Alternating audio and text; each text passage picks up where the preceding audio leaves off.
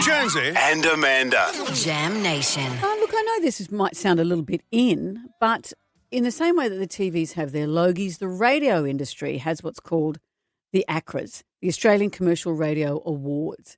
And they said that they weren't going to be hosted this year, but then a press release came out yesterday saying they're not going to return at all. Never coming back. Due to cost issues. Here's the press release. You ready? See if you can understand this word salad.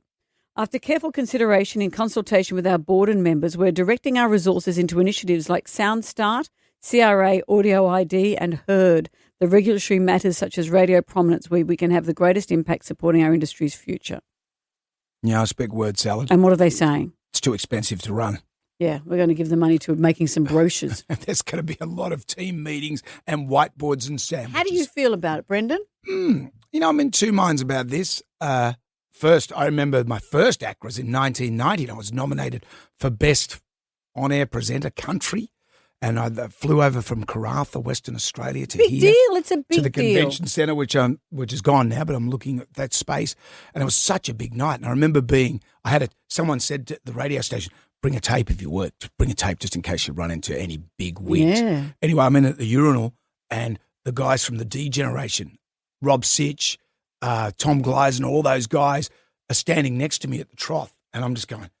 And then they said, oh, look at this young fellow. Where's he come from? I said, Karratha, Mr. Sitch. And he's going, well, good luck tonight. And it was so good. I didn't win that night, but it was.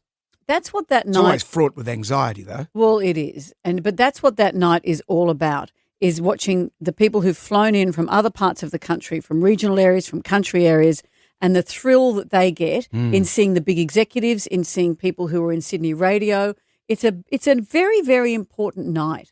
And I think it's a real shame that it's not going to be there. The travel industry have their awards. The building industry have their awards. We really can't rally to have radio awards, really? Maybe we should put on an alternate awards. Maybe you and I should put on awards. Well, look, let's just... The best use of John Farnham. Well, they have a million categories. That probably is one. But let's blow our trumpet. If it means that this is the last one, last year was the last one, we won Best Show in Australia. For the last 2 years, we've won that award. Did we? Yep. Did we? Yeah, we did. So we're the retiring champions. I don't remember. The best on-air team for Metro, the ACRA goes to Jonesy and Amanda. That's right.